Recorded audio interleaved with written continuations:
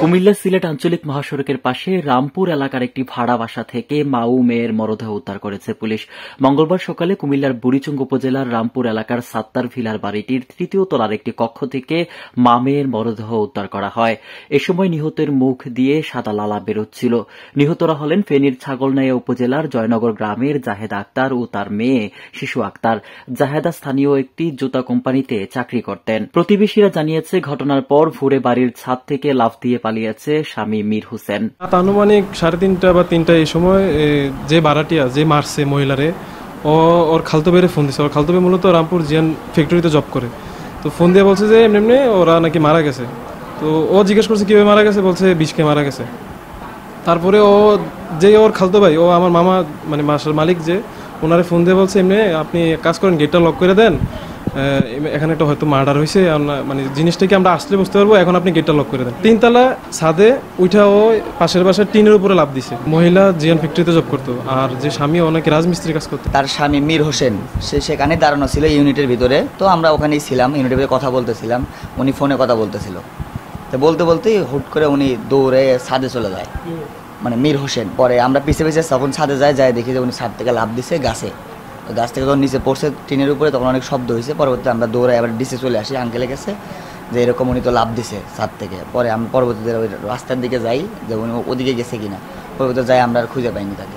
বাড়ির মালিক আবুল খায়ের জানান, গেল 12 জুলাই রাজমিস্ত্রি মীর হোসেন ওই বাসা ভাড়া নেয়। মঙ্গলবার ভোরে হঠাৎ সে বাসা থেকে লাফিয়ে পড়ে পালিয়ে যান।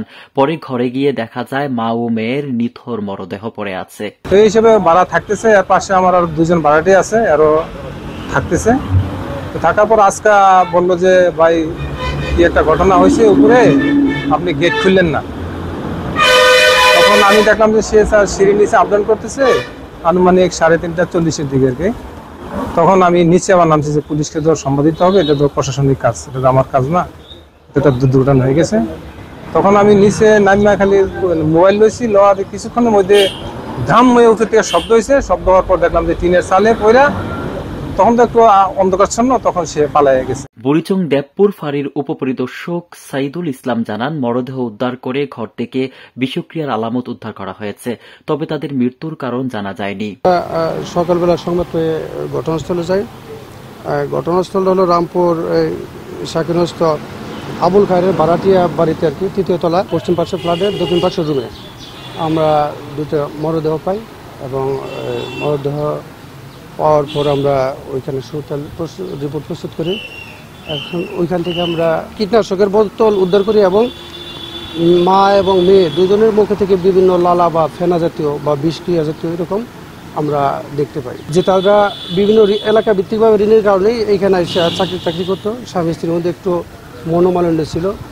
আর এখন মূলত পোস্টমর্টম এর জন্য আমরা পাঠাচ্ছি, এটা রিপোর্ট আসলে এবং তদন্ত সম্পন্ন হলে পুরো বিস্তারিত জানানো যাবে। কুমিল্লা থেকে হাবিবুর রহমান মুন্নার রিপোর্ট, আমার বার্তা ডিজিটাল।